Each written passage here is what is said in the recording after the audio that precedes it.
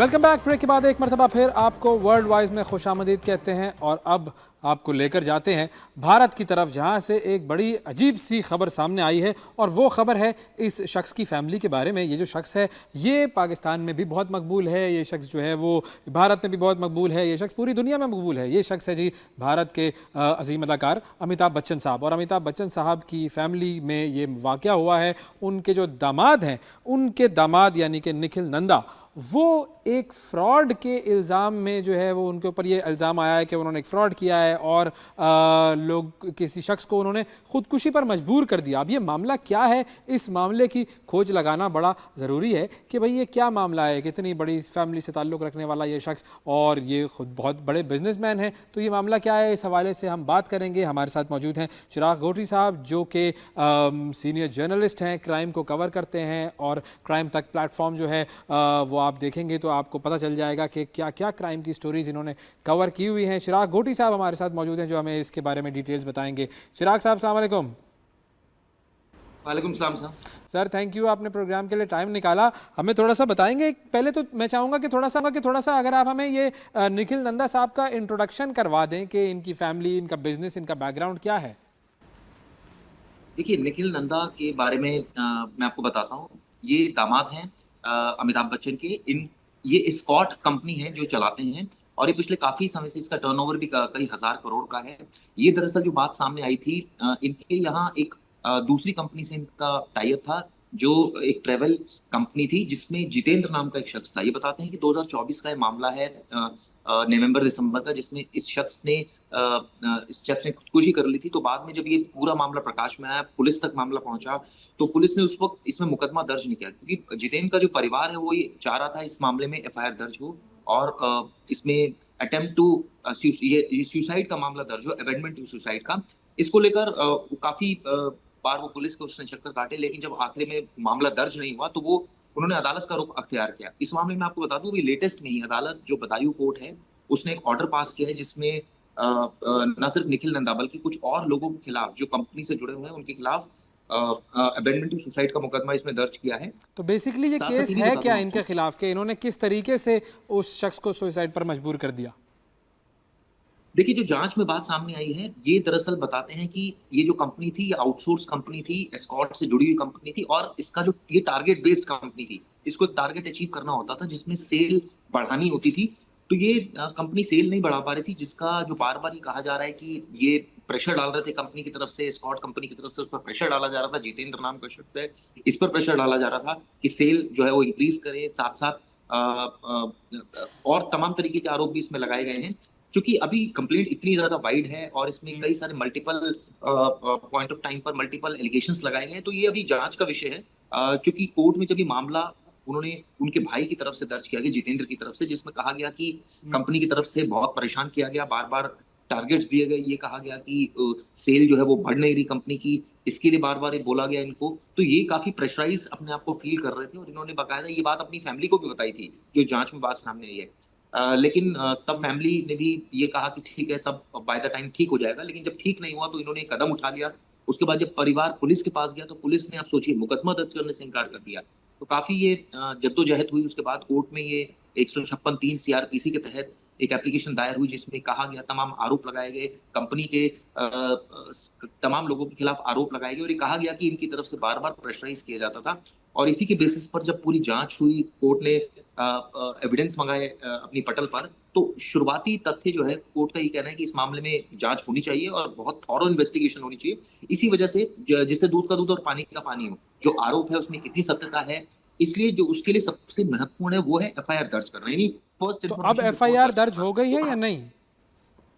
जी, इसमें एफआईआर दर्ज हो गई है कोर्ट के ऑर्डर के बाद और अब इसमें आगे अब इन्वेस्टिगेशन पुलिस कर रही है इस पूरे मामले की। बिल्कुल ठीक और है। आगे अच्छा, आने अब वाले ये जो वक्त निखिल में, नंदा की जो की तरफ से या उनके लॉयर्स की तरफ से कोई स्टेटमेंट आया है इस हवाले से।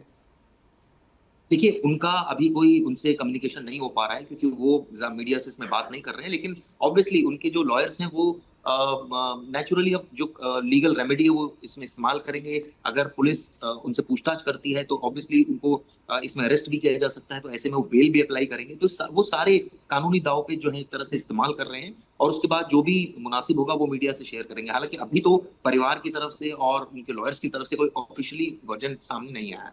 ठीक है, तो अब मामला ये होना है कि अब एफआईआर दर्ज हो चुकी है और अब इन्वेस्टिगेशन का आगाज होना है, यहाँ तक पहुंच गया है मामला। बिल्कुल बिल्कुल, अब इसमें इन्वेस्टिगेशन आगे बढ़ेगी। जो जो एलिगेशन लगाए हैं, जिस जिस पॉइंट ऑफ टाइम पर ये कहा गया कि वो प्रताड़ित करते थे, परेशान थे, तो वो सबूत अब उनके भाई को देने पड़ेंगे, क्योंकि अब तो जितेंद्र दुनिया में नहीं है। तो सारे सबूत जो हैं, चाहे वो इलेक्ट्रॉनिक एविडेंसेस हो, चाहे डिजिटल एविडेंस हो इसमें, चाहे वो मेल्स हो, कोई मैसेजेस हो, फोन कॉल्स हो, या कोई ऐसे व्हाट्सएप मैसेजेस हो, ये तमाम चीजें जो हैं अब ये कहा जा रहा है कि वो प्रोवाइड करेंगे। उसके बाद आगे पुलिस का इसमें रोल देखना होगा कि वो आरोपियों को गिरफ्तार करती है या उनको जो कोर्ट है वो इस इन बिटवीन अच्छा, अब कोर्ट इस जाते पूरी हैं और सूरत बेल हाल में लेते हैं। मैं ये जानना चाहूँगा कि ये जो कंपनी है, जो एस्कॉर्ट कंपनी है, जो कि निखिल नल्दा की कंपनी है, क्या इसके माजी के बारे में भी ऐसा कोई प्रीवियस ट्रैक रिकॉर्ड है कि जिसमें सामने नजर आए कि जी इसमें पहले भी इस तरह के मामलात होते रहे हैं, या ये फर्स्ट टाइम ऐसा हुआ है कि इनकी शख्सियत पर या इनकी कंपनी पर कोई इल्ज़ाम लग रहा है? देखिए, अभी तो जो जानकारी निकली है वो इसी केस से संबंधित सामने आई है। पुलिस का भी कहना था, और जहाँ तक जो हमारी बात हुई सोर्सेस से, उनका भी कहना था कि इसमें चूंकि ये कंपनी आउटसोर्स थी जो दूसरी कंपनी थी, और इनका जो रोल सिर्फ इतना था कि इनको सेल बढ़ा कर देनी थी, यानी सेल इंक्रीज करनी थी, और ये टारगेट्स को अचीव नहीं बिल्कुल। कर पाए, जिस वजह से प्रेशर बार बार आ रहा था। तो ऐसा कोई प्रीवियस रिकॉर्ड तो अभी नहीं मिला है, लेकिन पुलिस का कहना है कि वो जांच पड़ताल कर रही है, हर एक एंगल से जांच कर रही है।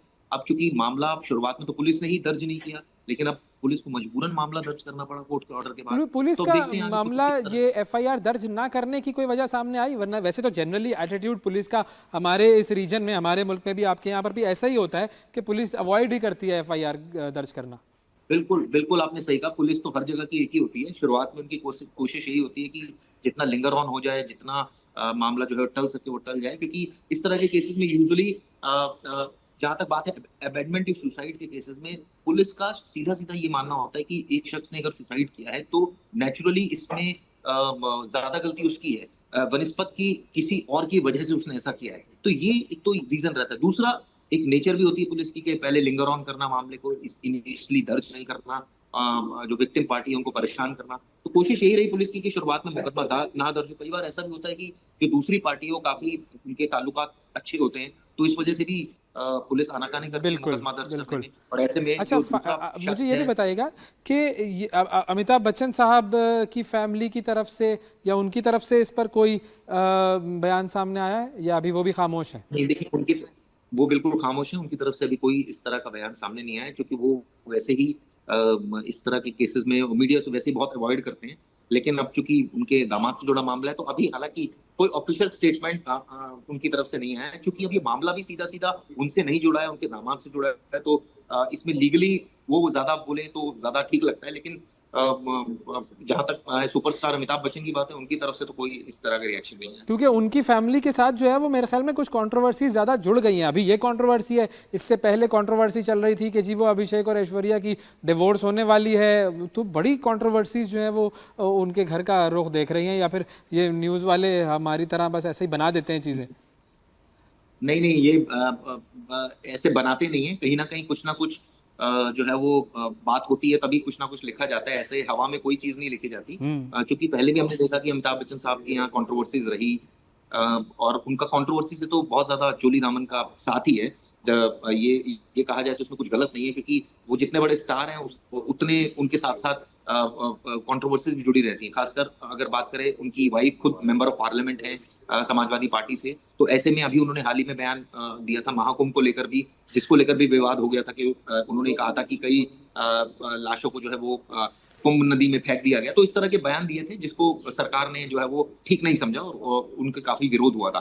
तो इस तरह की बयानबाजी, और अभी हाल ही में जैसे आपने खुद जिक्र किया, अभिषेक और ऐश्वर्या का भी डिस्प्यूट, खबरें तमाम सोशल मीडिया पर वायरल हुई। हालांकि उसमें उनको भी आकर ये स्पष्ट करना पड़ा एक प्लेटफॉर्म पर आकर कि नहीं, हमारे बीच में ऐसा कुछ नहीं है, ये तो बिल्कुल। मीडिया का क्रिएशन है। खैर, अब ये तीसरी कंट्रोवर्सी उनके दामाद से जुड़ी है, तो विवादों से तो नाता रहता ही। बहुत शुक्रिया अदा करेंगे जी। चिराग घोटी साहब हमारे साथ मौजूद थे, सीनियर क्राइम जर्नलिस्ट हमें ज्वाइन कर रहे थे। और अब देखते हैं कि ये मामला कहाँ तक जाता है और अमिताभ बच्चन साहब के जो दामाद हैं उन पर इल्ज़ाम साबित होता है या नहीं। नाजरीन, आज के प्रोग्राम में इतना ही। आपसे अगले प्रोग्राम में हम फिर मुलाकात करेंगे। उस वक्त तक के लिए इजाज़त दीजिए। अल्लाह हाफ़िज़।